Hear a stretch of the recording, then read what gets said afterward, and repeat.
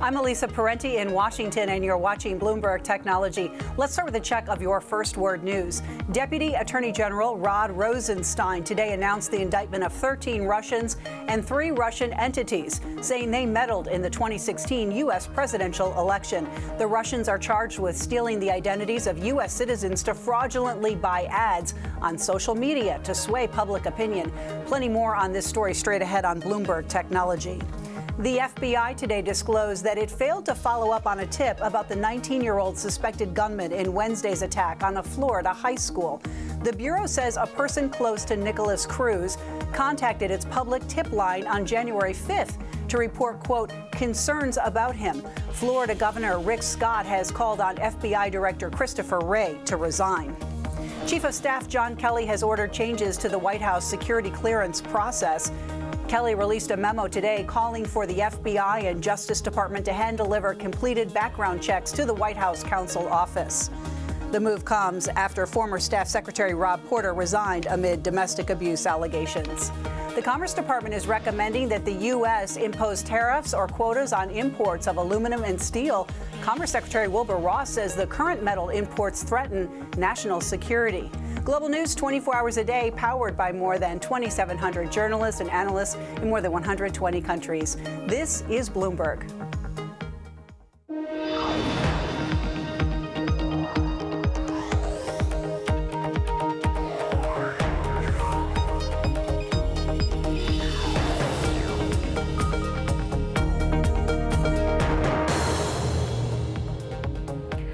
And this is Bloomberg Technology. Coming up, U.S. Special Counsel Robert Mueller unveils the details of a widespread and coordinated campaign by Russians to influence the U.S. presidential election using social media to spread their message. Plus, we go inside Snap's early days to show the company's journey from one of Silicon Valley's hottest startups to one of the most prominent IPOs of the year. And leaders from sports media and technology are gathering in LA for the NBA Tech Summit. We will bring you the highlights, including our conversation with Ted Leonsis and Sacramento Kings owner Vivek Ranadive. But first, to our lead. U.S. Special Counsel Robert Mueller charged 13 Russian nationals and 3 corporations with interfering in the 2016 presidential election by using social media, fake rallies, and secretive operatives. Here's Deputy Attorney General Rod Rosenstein on the indictments. Now, there is no allegation in this indictment that any American was a knowing participant in this illegal activity. There is no allegation in the indictment that the charged conduct altered the outcome of the 2016 election. Facebook responded in a statement saying, "We know we have more to do to prevent against future attacks. We are continuing to work closely with the FBI, the Department of Homeland Security, and other companies on better ways to protect our country and the people on our platform." Now, I want to bring in our Bloomberg Politics reporter, Alex Wayne from D.C., and with me here in the studio, Bloomberg Tech's Sarah Frier. Alex, I'll start with you. What is the very latest? The latest is that they've indicted these 13 Russians and a Russian company, a troll farm, we like to call it, in St. Petersburg, that placed these ads on Facebook, Twitter, and other social media platforms trying to sway the election for Donald Trump. The president left the White House about 3 p.m. this afternoon for Florida, where he's going to spend the weekend at his Mar-a-Lago resort. He said nothing in person to the reporters gathered outside, but he's tweeted about this indictment. There's a statement on this indictment. The White House sees this indictment as proof, really, and I think they're overstating things by a lot, proof that neither the president or his campaign colluded with the Russians to interfere in the election. The president's tweet saying, "Russia started their anti-U.S. campaign in 2014 long before I announced that I would run for president. The results of the election were not impacted. The Trump campaign did nothing wrong. No collusion." Sarah, what do you think of the role of the social media companies here and what Facebook had to say? Well, I think what Facebook is saying here, that they'll continue to work with the government, that they'll continue to make improvements to prevent this from happening in the future. We got to break that down a little bit now, because now we know exactly how these ads were bought. They were bought on PayPal using fake identities, actually of real U.S. citizens, and using stolen bank account numbers there's really no way that Facebook's advertising system could have caught that. And all the measures that Facebook has announced since then, and Twitter and YouTube, those are not ways that could have prevented what happened back then. So we're still at the point where if Russia tries the same thing again, we still can't stop it from happening. So, Alex, what happens next in this process? Well, the special counsel's investigation is not over, despite the president's lawyers using the past tense to compliment him today. They said he did a very good job. He is still examining whether there was collusion between the president and his campaign and the Russians, according to a person familiar with the matter. So we are expecting future indictments. We're expecting more officials from the White House and from his campaign to be brought into the investigation, to be interviewed by the special counsel. We expect the president himself to, at some point, be interviewed by the special counsel. Sarah, you know, in a way, this seems to absolve the social media companies of any sort of culpability or responsibility. But is there something that they could have done better? Absolutely. I think when we look at this, yes, they may have had trouble detecting the ads as they were purchased, but there were loads of different ways that Russia attempted to manipulate United States citizens using these social networks, and they created accounts that spread fake news, that made things go viral that just weren't true. All of those measures could totally be stemmed or prevented, or at least we could have some way of looking at this with a little bit of a smarter lens in future elections. Can we prevent them from buying the media? No. And I think what we see here maybe opens up the possibility of there being more Russian ad purchases that we don't know about, just because it was so difficult to detect. What about PayPal? What have they had said? PayPal says that they are committed, as always, to working with investigators, that this is something that they remember. PayPal in its early days had a lot of trouble with authenticity of accounts, with fraud, and that's something that they've really worked hard to combat. So using their network for this, I'm sure this is the first time they're feeling themselves get brought into this process, and they're definitely going to be responding. So, Alex, you know, obviously the collusion investigation isn't over, but do we know what Mueller's team has left? We don't. They've kept their investigation under tight wraps.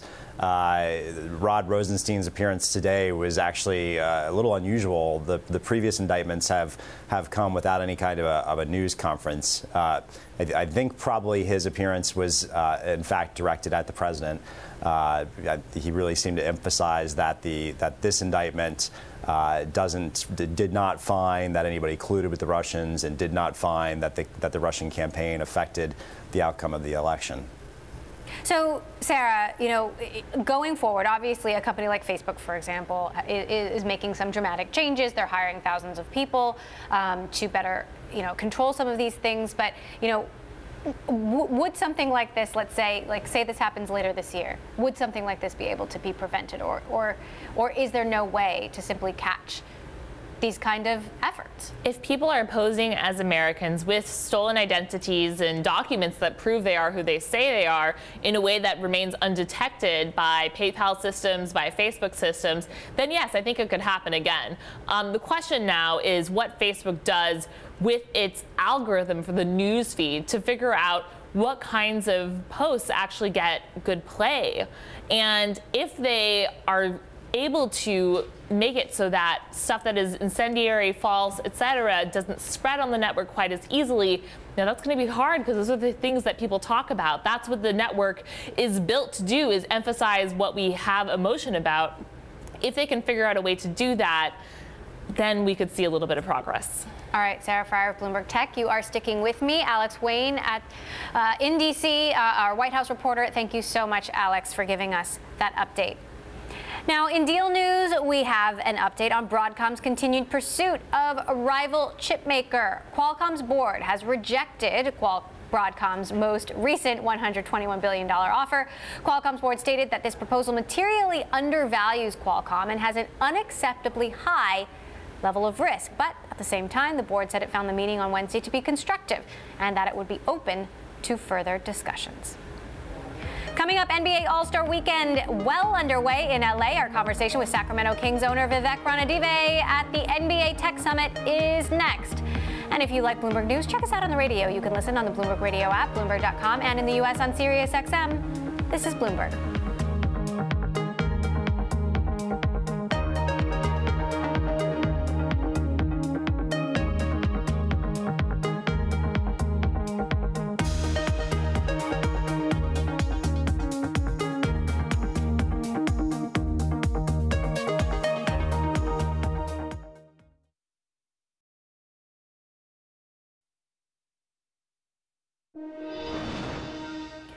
Amazon, YouTube, and Twitter may bid for streaming rights to NFL's Thursday Night Football. According to people familiar with the matter, the three parties would bid up to hundreds of millions of dollars for rights that would run for as long as 5 years. The NFL is getting help in the negotiations from Fox, which owns the TV rights through 2022. Well, industry leaders in sports, media, and technology converged today in LA for the NBA All-Star Tech Summit.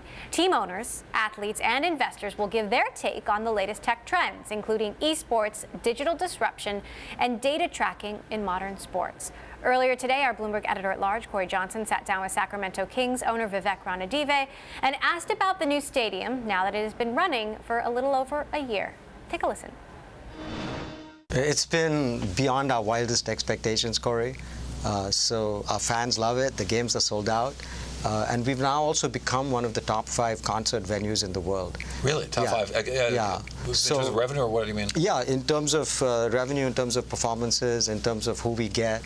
And we often have performers even bypassing the Bay Area. And Miranda Lambert was there last week, and she just performed in Sacramento. So the future is experiential, and we've created the ultimate experiential platform in the world with our arena. And at the same time, it's green, so it's 100% solar powered, and it's also completely lit up the downtown. We were one of the worst real estate markets in the country, and now, thanks to this communal fireplace we've created, we've become one of the best real estate markets in the country. So how is the fan experience different in your arena? Because I do think, I've talked to a lot of other owners today, and they're talking about this as the example of what they want to try to do when they do new arenas. Yeah, so we flipped the paradigm on its head. And so rather than you having to check into the arena, we have the arena check into you. What do you mean? So basically, from the time you decide you want to go to a game, it tells you how to get there, tells you where to park. If you're a player, all on your phone. Yeah, and it also eliminates all of the friction. So if you think about it, you could be sitting at home on your couch watching a high-def game on high def, and going to a game is tough. You got to find traffic, you got to find parking, you got to find your spot. So you see that as your competition is a couch? Our competition is high def and couch, and lots of other things to do. And so we've eliminated all the friction.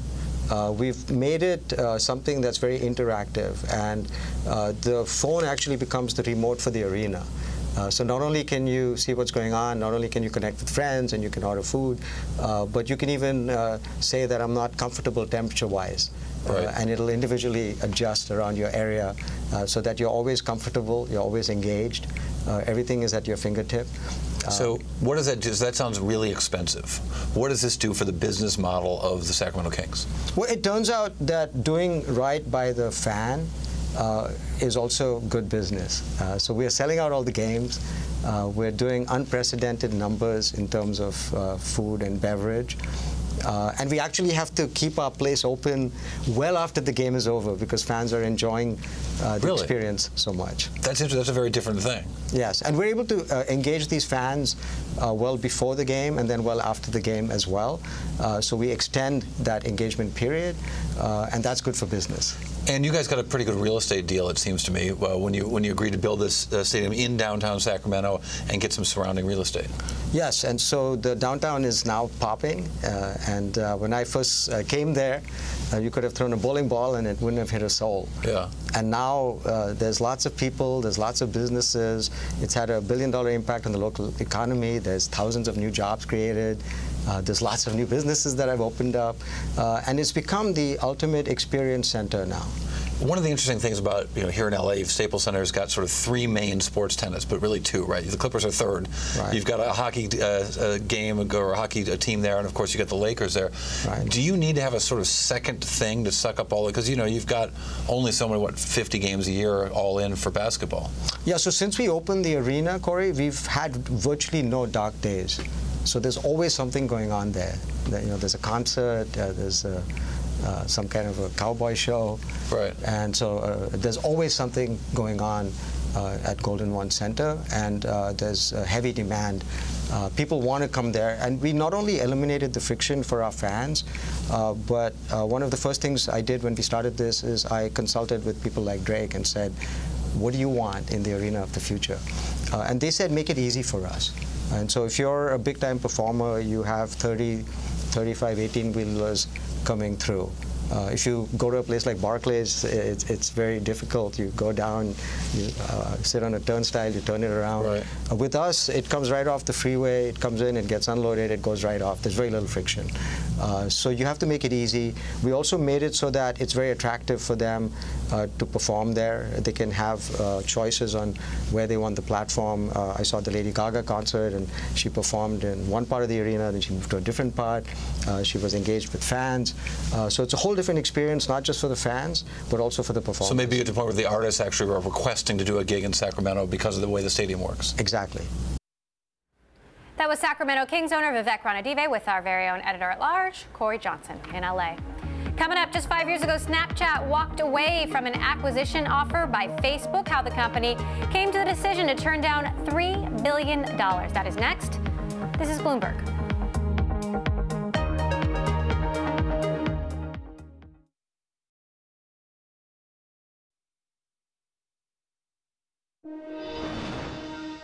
Let's go back to 2013, when Facebook once made a $3 billion offer to buy Snapchat. Snap CEO Evan Spiegel and his co-founder Bobby Murphy stunned the industry when they walked away from this potential deal. Snapchat went on to be one of Silicon Valley's hottest startups and one of the most prominent IPOs of 2017. Since, the company has had its ups, its downs, bringing into question, was it a smart idea to turn down that $3 billion offer? Billy Gallagher, author of How to Turn Down $1 Billion, the Snapchat Story, joins us along with Sarah Fryer, who covers Snapchat for Bloomberg. Of course, they turned down $3 billion, not just $1 billion. But, how did you decide to write this book 2 years ago? And, what do you think the smart move was? So I went to Stanford with Evan Spiegel, Bobby Murphy, and Reggie Brown.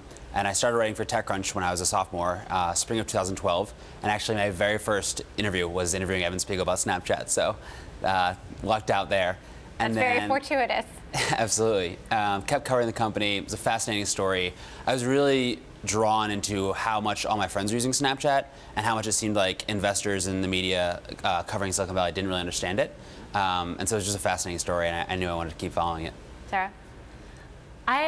I'm very curious how you've seen Evan grow from those early days, when he's basically a frat boy at Stanford and you're watching him party and you describe it in your book, to now. I saw him yesterday at the Goldman Sachs Technology Conference talking to a room full of guys in suits.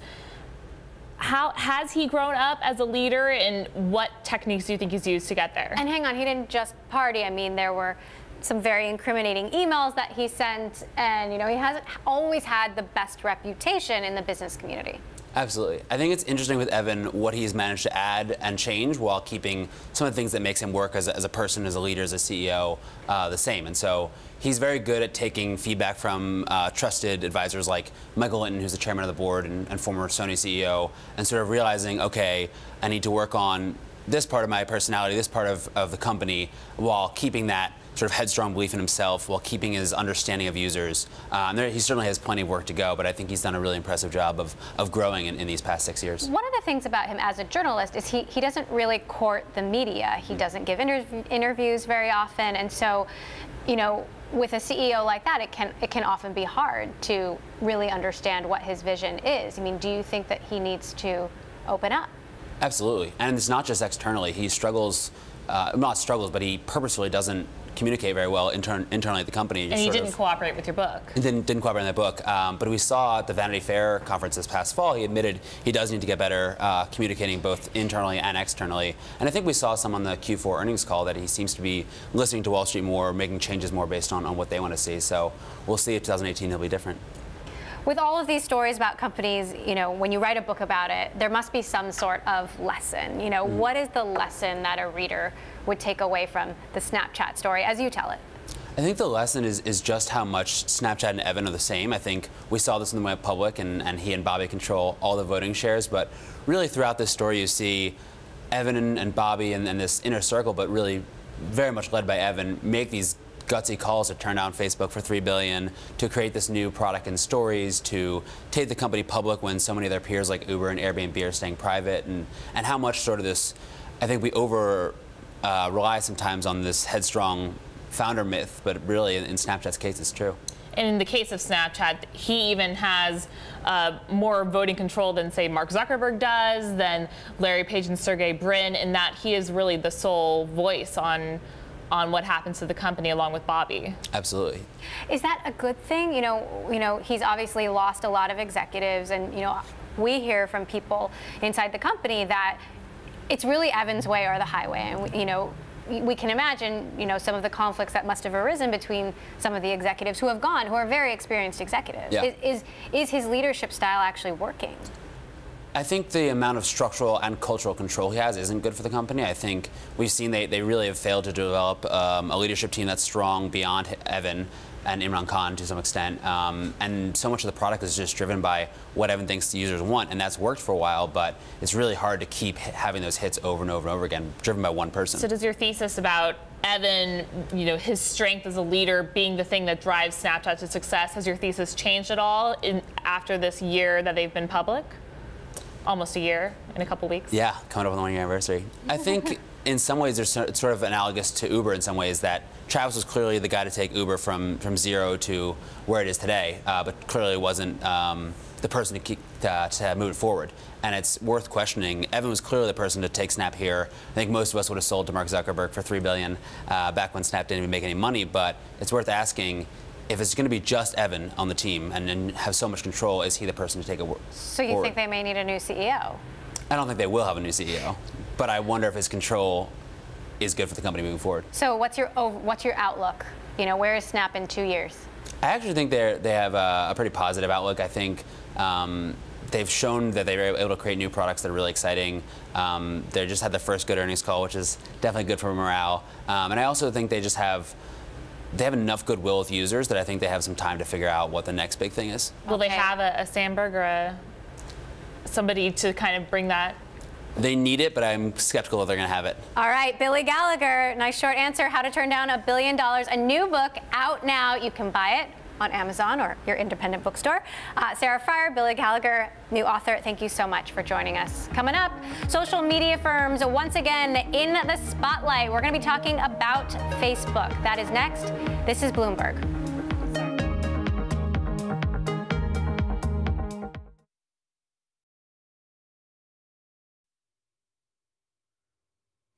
I'm Elisa Parenti in Washington, and you're watching Bloomberg Technology. Here's a check of your first word news. Special counsel Robert Mueller today delivered on his initial mandate by the Justice Department charging Russian meddling in the U.S. presidential election in 2016. Deputy Attorney General Rod Rosenstein announced indictments against 13 Russian individuals and 3 Russian entities alleged to have taken part in a conspiracy to defraud the American public. This indictment serves as a reminder that people are not always who they appear to be on the internet. The indictment alleges that the Russian conspirators want to promote discord in the United States and undermine public confidence in democracy. We must not allow them to succeed. While Rosenstein pointed out that the indictment does not accuse any Americans of being knowingly involved, the special counsel's office is still said to be investigating whether the president or any of his associates helped Russia interfere in the 2016 election. The Justice Department's antitrust head says he didn't discuss the proposed merger between AT&T and Time Warner with President Trump. Makan Delrahim is suing to block the merger. There's speculation that the president's criticism of CNN, which Time Warner owns, may have influenced Del Rahim's decision. A Pentagon watchdog agency is raising new doubts now about progress in the 16-year-old U.S. war in Afghanistan. The Pentagon's Office of the Inspector General says the Afghan government failed to expand its areas of control by the end of 2017, even with an increase in U.S. troops and airstrikes. The report says it is too early to judge whether the Trump administration will achieve its main goal of pushing the Taliban to reconcile with the government in Kabul. German Chancellor Angela Merkel says her country still regrets Brexit, but that her government wants to keep a close and constructive relationship with the UK after it leaves the EU. In Berlin, UK Prime Minister Theresa May echoed the desire to maintain a strong business tie to Germany. We have referred in our discussions to the UK's vision for a bold and ambitious economic partnership once the UK leaves the European Union. Because I want to ensure that UK companies have the maximum freedom to trade and operate within German markets, and for German businesses to do the same in the UK. Britain officially departs the EU on March 29th of next year, but negotiations must be concluded this fall in order to allow time for parliaments of EU nations to ratify any deal. Well, this flu season, which has been worsening for months, may finally be leveling off. The Centers for Disease Control and Prevention said today 1 out of every 13 visits to the doctor last week was for the flu. This is the first week without an increase. Keep it here. This is Bloomberg, and Bloomberg Technology continues.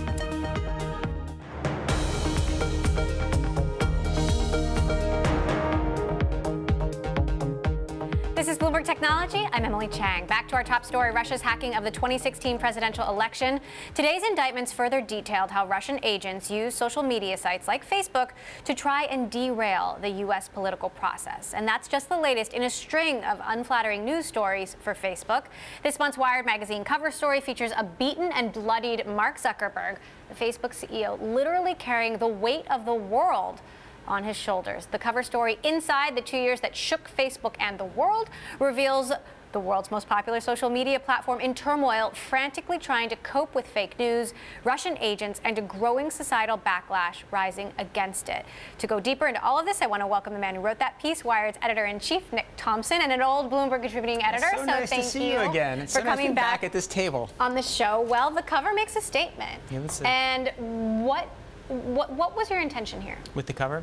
So the story is the 2 years about Facebook, and we wanted, like, what is the singular image that can show what has happened over the 2 years? And so we decided we wanted Zuckerberg beaten but unbowed, right? Zuckerberg looking confident. It's sort of like the end of Die Hard, or a boxer in the 6th round of a fight which they think they're going to win. So he's looks kind of like a Roman statue. He's got a little bit of, we spent a lot of time on the mouth, right? Like, how do you make it look like he's smiling? So he's beaten, but it's not mugshot. It's not he's about to collapse. It's he's beaten, but he's confident. An interesting twist in the story today, Bob Mueller indicting 13 individuals and 3 Russian companies for basically abusing the platform. And in a way, the way that this plays out, one could interpret it as absolving Facebook of responsibility, because how could they have known that these people faked their identities? And we're having just a devil's advocate. I see the eyebrows. Do you think that Facebook is still culpable here?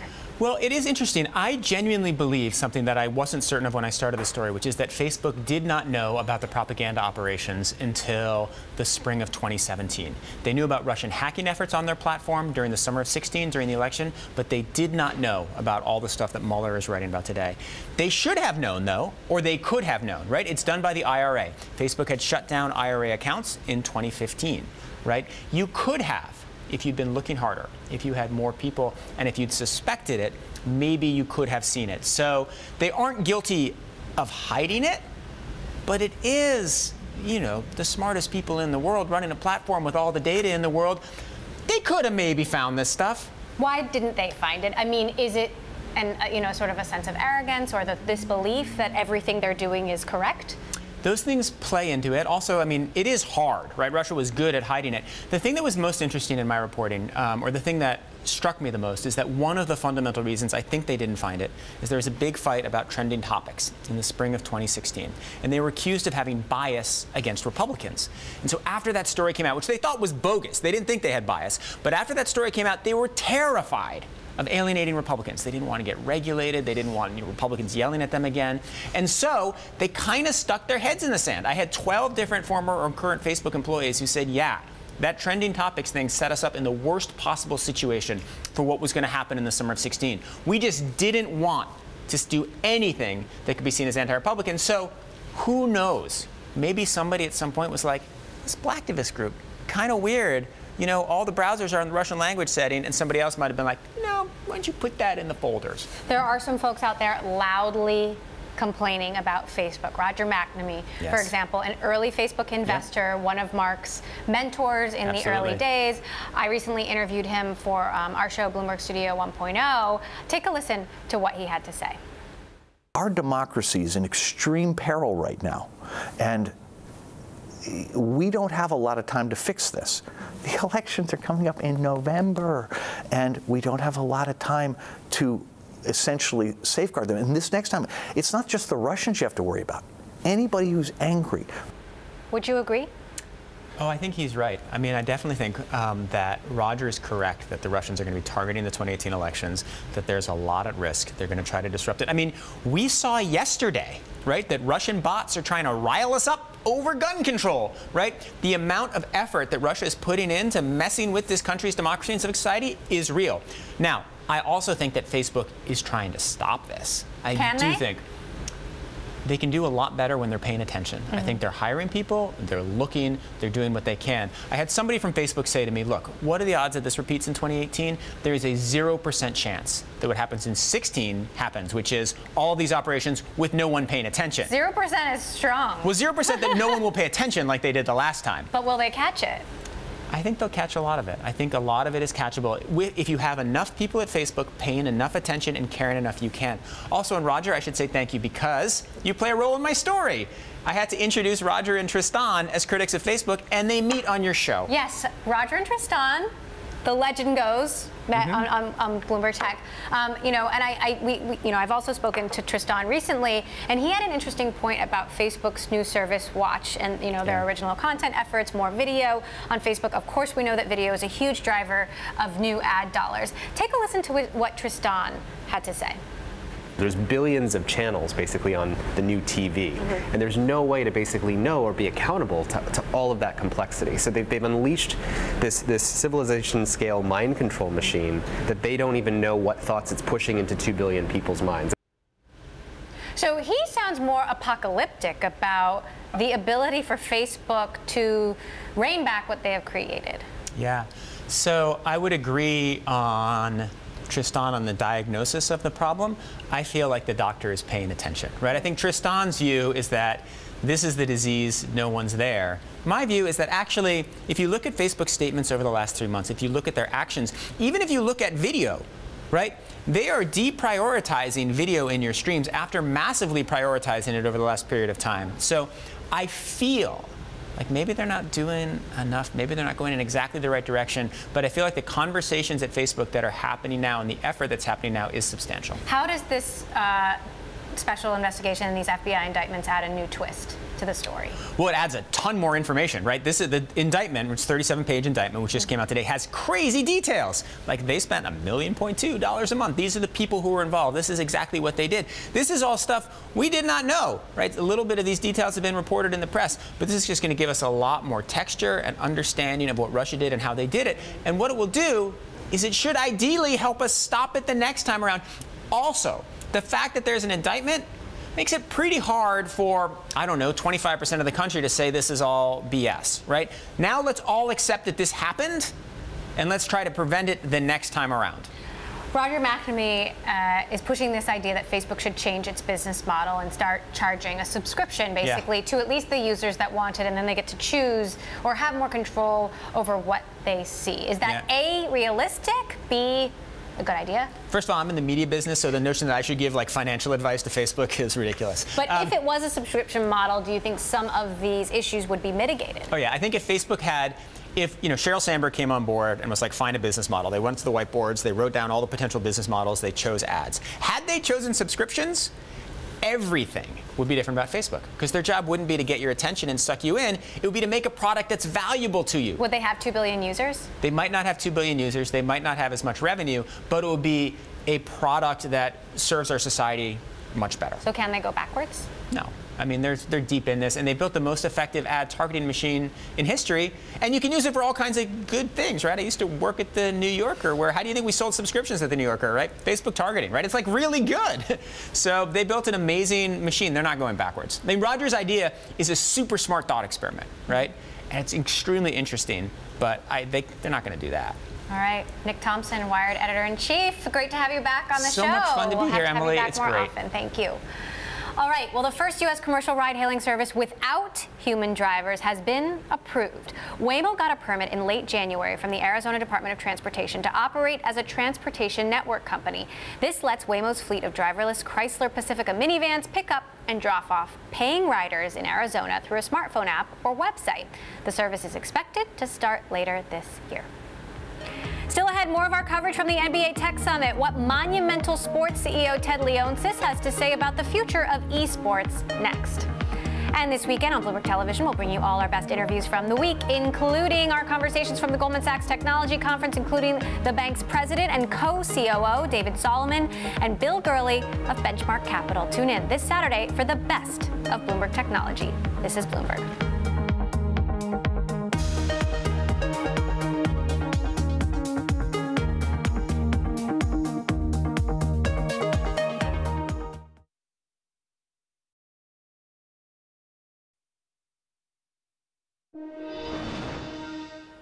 As we mentioned before, industry leaders in sports, media, and tech came together today in Los Angeles to start off NBA All-Star Weekend with the annual National Basketball Association Tech Summit. Our Bloomberg editor-at-large, Corey Johnson, spoke earlier with Ted Leonsis, CEO of Monumental Sports and Entertainment, about the future of esports. Take a listen.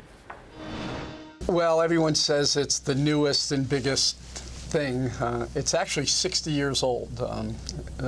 60 years ago, the CRT, cathode ray tube, was invented, and they wanted to show it off, and the scientists created a game called Tennis for Two, and that was the precursor to Pong. Pong, remember it well. And Pong they would put in bars, and you would watch your buddies playing Pong.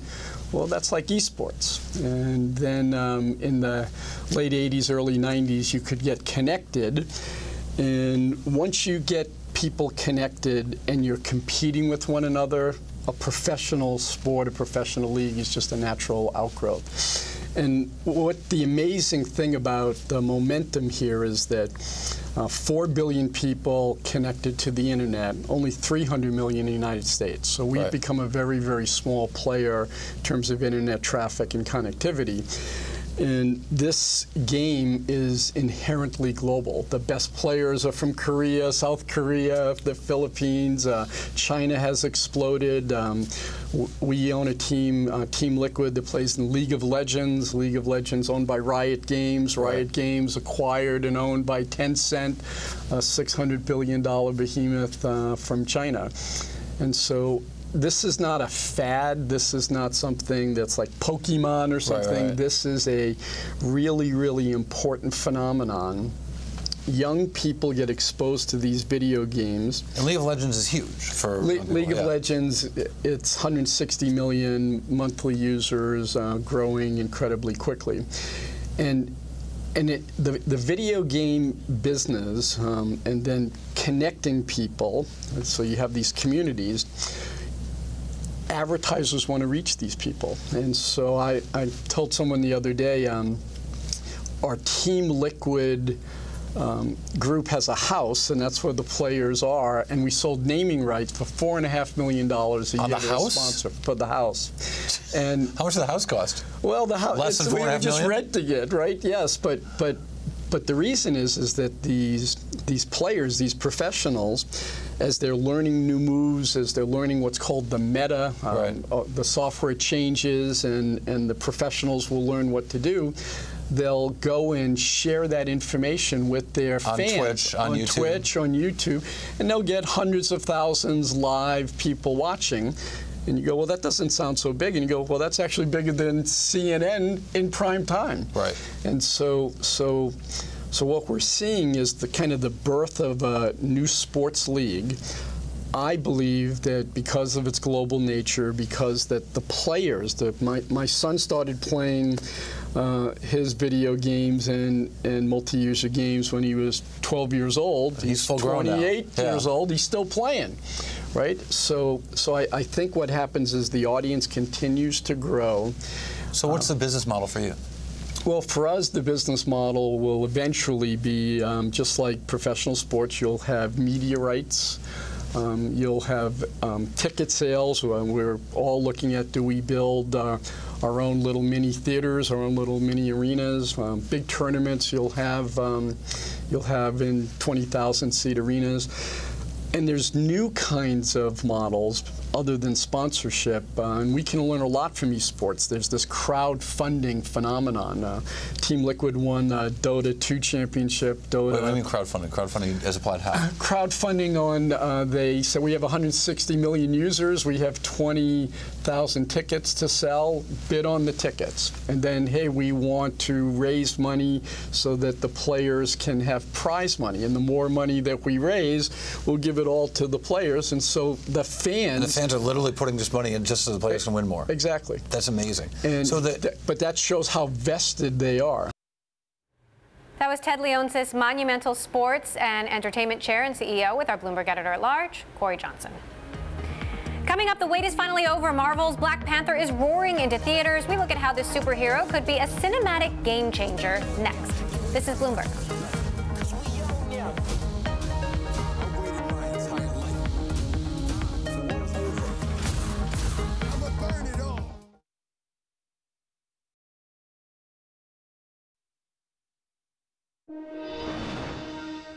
Well, Apple may have a shiny new spaceship-like campus, but it's got one major flaw, and it hurts.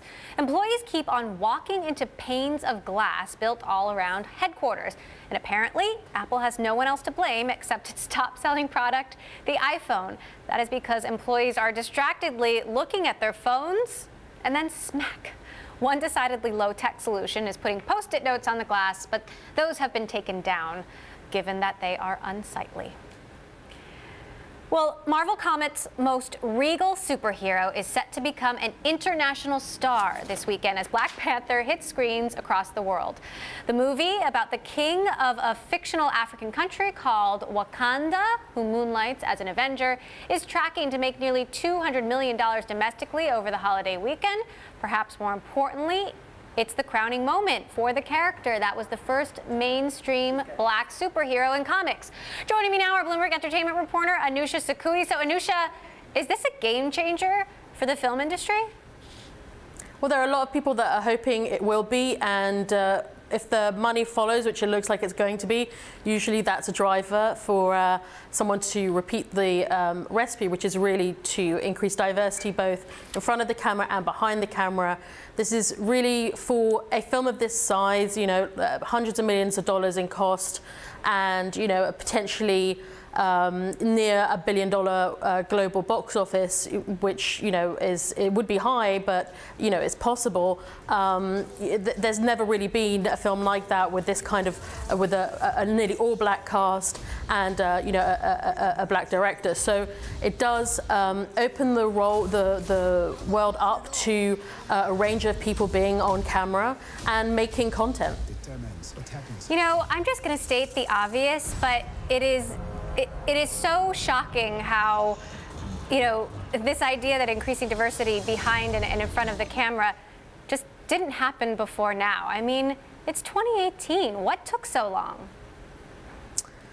It's a very good question. Hollywood is a closed place, and it's hard to break in. And, you know, one thing that groups are trying to do to get diversity is to almost force the change in rank. So, for example, what the Academy did, where they limited the age to which you can sort of be in the Academy and really increased and sort of more in the affirmative action area, really, of really going out and deliberately trying to find different people of, different gender, different race, etc. So, there are very many successful black and female filmmakers out there, and Tyler Perry, as you know, was on Bloomberg TV just yesterday talking about how those this category and these filmmakers have been really making content that has really done really well. I mean, Tyler Perry